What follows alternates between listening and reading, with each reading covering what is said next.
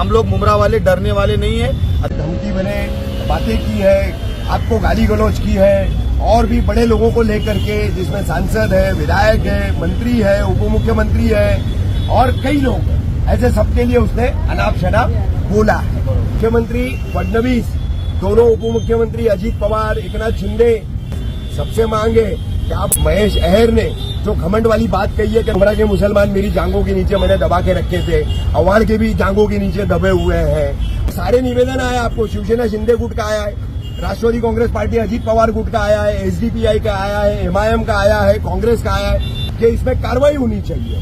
तो कार्रवाई के लिए आपको क्या चाहिए? ये खड़े हैं विजय गोरे, आप बुलाइए। ये खड़ा है रफीक कामदार, आप बुलाइए, हमारे स्टेटमेंट रिकॉर्ड कीजिए, बयान हमारे लीजिए और आप आगे की कार्रवाई जो एफआईआर दर्ज करने की कीजिए। आज मुमरा को बर्बाद करने वाले, जो उनको रास्ते पे लाने वाले, वो महेश आहिर है। मुमरा पुलिस स्टेशन में शिंदे गुट के हमारे कार्यकर्ता राजन केनी साहब ने भी उनका लेटर दिया है, अजीत दादा गट का भी और पवार साहब का भी दिया है। उन पे जल्द से जल्द कार्रवाई होनी चाहिए। इस सीनियर साहब से विनती करता हूं मैं, कल रफीक भाई को कुछ हमला होएगा, मेरे पे भी जो हमला होएगा उसका जिम्मेदार महेश आहिर होगा।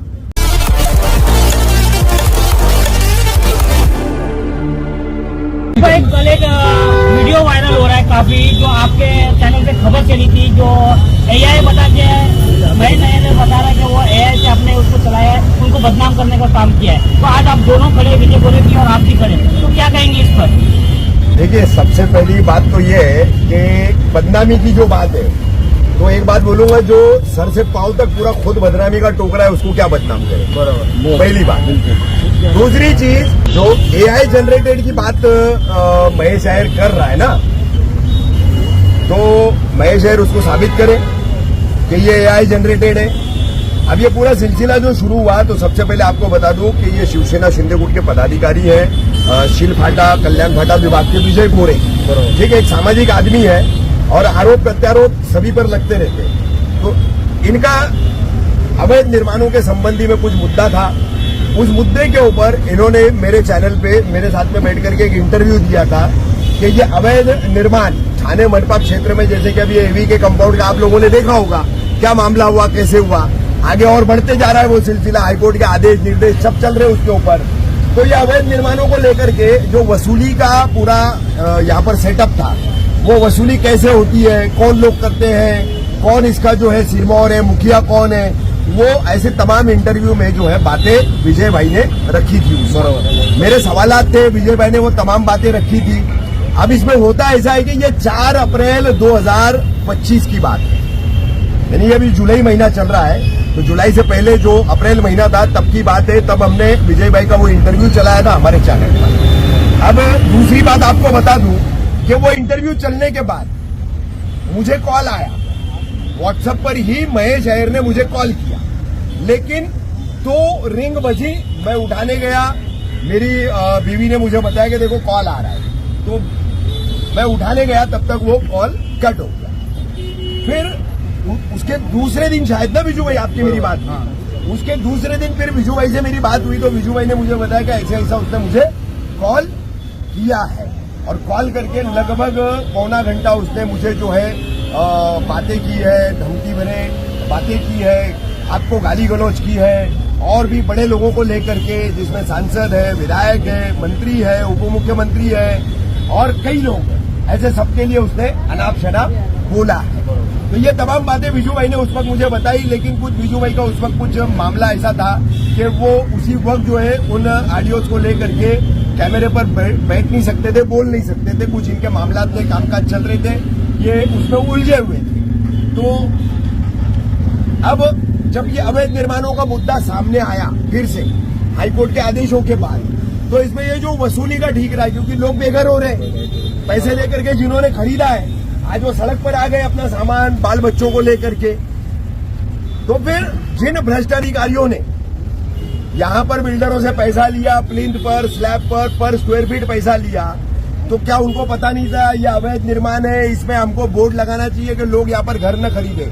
ये उनका फर्ज था, ये उनका कर्तव्य था ड्यूटी का, जो हाईकोर्ट ने बोला है ना, dereliction of duty. Justice Girish Kulkarni और जस्टिस आरिफ एस डॉक्टर की बेंच ने जो बात कही है तो वो डिरेलिक्शन ऑफ ड्यूटी क्या है? तो वो यही है कि आपको लोगों को आगाह करना है कि ये इमारत अवैध रूप से बन रही है, उसका बोर्ड वहां पर लगाना है ताकि कोई भी आम आदमी जाकर के वहां पर खरीदे नहीं और इस तरह से जो है ठगी का शिकार न हो। अब एनडीपीएस पे राज्य सरकार ने एमसीओसीए लगाने का हाल ही के मानसून सेशन में निर्णय लिया है।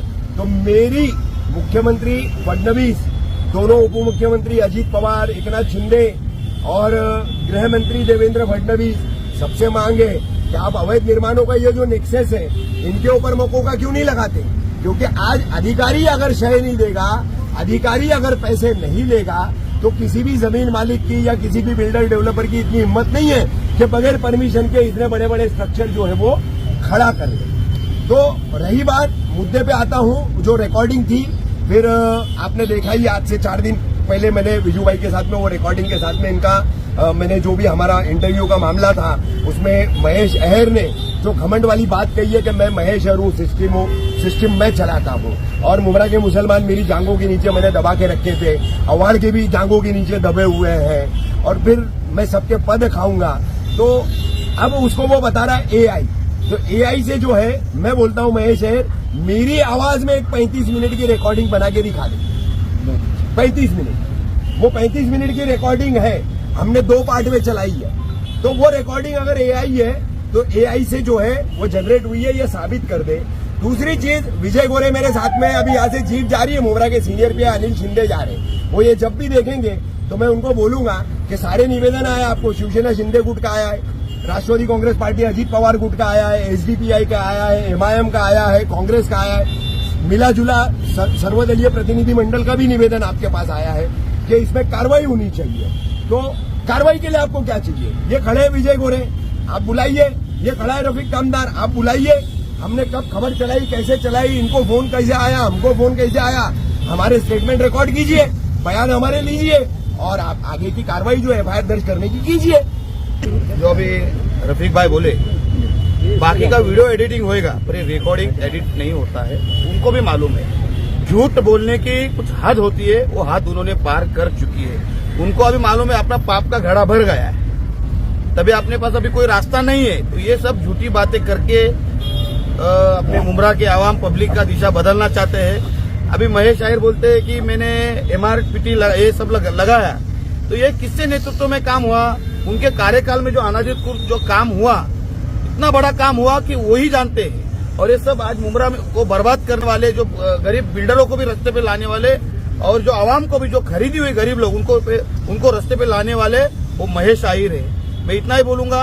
अभी वो बोले कि पुलिस स्टेशन में जांच करवाओ, क्राइम में जांच करवाओ। अभी तुम सुनो, ये वीडियो है, अभी वीडियो ये कैसे एडिट किया जाता है उसको, ये देखो, ये वीडियो है।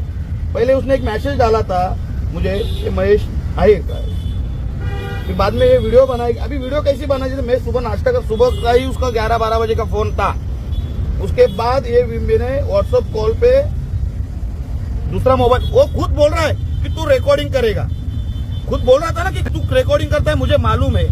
तो ये जो ऑडियो जो है ये कोई एडिटिंग होती नहीं है, उनको भी मालूम है। अभी उनके कैसे हाथ पार हो चुकी है। बाकायदा मुमरा पुलिस स्टेशन में शिंदे गुट के हमारे कार्यकर्ता राजन केनी साहब ने भी उनका लेटर दिया है, अजीत दादा गट का भी और पवार साहब का भी दिया है। उन पे जल्द से जल्द कार्रवाई होनी चाहिए, ये सीनियर साहब से विनती करता हूं मैं। और सब ये झूठी बातें है, धमकाना, डराना, हम लोग मुमरा वाले डरने वाले नहीं है और धमकियों को हम लोग सामने जाने वाले नहीं है। और तो आज भी वो खुद को मानता है कि मैं एक कोई कंपनी टच आदमी, वो मेरे अंडरवर्ल्ड से रिश्ता है, तो वो सब वो छोड़ दे कि कोई कभी किसी से कम नहीं होता। और कल खुदा ना खास्ता मैं बोलता हूँ, कल रफीक भाई को कुछ हमला होएगा, मेरे पे भी जो हमला होएगा उसका जिम्मेदार महेश अहर होगा।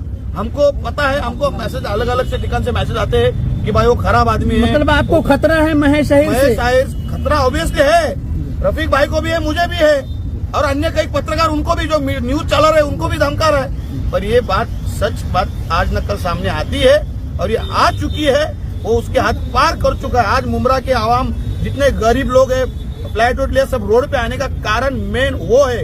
उसने बोलता है मैं सिस्टम चलाता हूँ। ये जो सिस्टम चला है ना, एवीके का, खान कंपाउंड, जितने अनलीगल काम हुए उसके नेतृत्व में हुए। इससे कोई राजकीय नेता का कोई हाथ नहीं है। इस सिस्टम कोई में नहीं इस चला है। सिस्टम में महेश अहिर के अलावा और कुछ वसूलीबाज थे, दलाल थे, चमचे थे, उनके बारे में क्या देखो, बोलेंगे? अभी दलाल कौन थे वो सब पूरे आवाम को मालूम है, सब जनते को मालूम है कौन दलाल है कौन क्या है। उन पे भी जांच होनी चाहिए और इन पे भी जांच होनी चाहिए। मैं नहीं बोलता कि उस पे जो उनके दलाल थे उन पे भी जांच होनी चाहिए, पर ये जो आवाम का पैसा खा के ज्यादा दिन आगे विजय भाई, बढ़ेगा। जिस तरह आपने बताया कि आप पे हमला हो सकता है, ये कुछ भी हो सकता है आप लोगों पर, तो आपने कभी मुंब्रा पुलिस स्टेशन आपको बुलाए तो आप इस पर बयान पे अटल रहेंगे क्या सामने? 101% अटल रहूंगा मैं।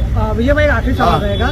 जैसे क्या रफीक भाई ने बताया, क्या सारे लोगों ने पत्र व्यवहार किया है, सारी पार्टियों ने भी निवेदन दिया है, लेकिन उसके बावजूद कोई गुनाह दाखिल नहीं हो रहा, तो ऐसी क्या वजह है? होगा ना, देखो उनको गुना दाखिल करना पड़ेगा। सीनियर साहब से विनंती है, अभी इतना पब्लिक उनके अपने इससे सपोर्ट में है। पब्लिक आवाम को, मुसलमानों को, भाइयों लोगों को क्या बोला उसने, मेरे जांघे के नीचे। मुमरा की मुसलमान जो आवाम की जनता है, किसी के जांघे के नीचे आज तक रही नहीं, मैंने तो नहीं देखा। आज मुमरा में कभी ना हिंदू ना मुसलमान ना कोई सिख, कभी दंगा लफड़ा कभी आज तक हुआ नहीं। आज दंगा करने में ये उतरा है।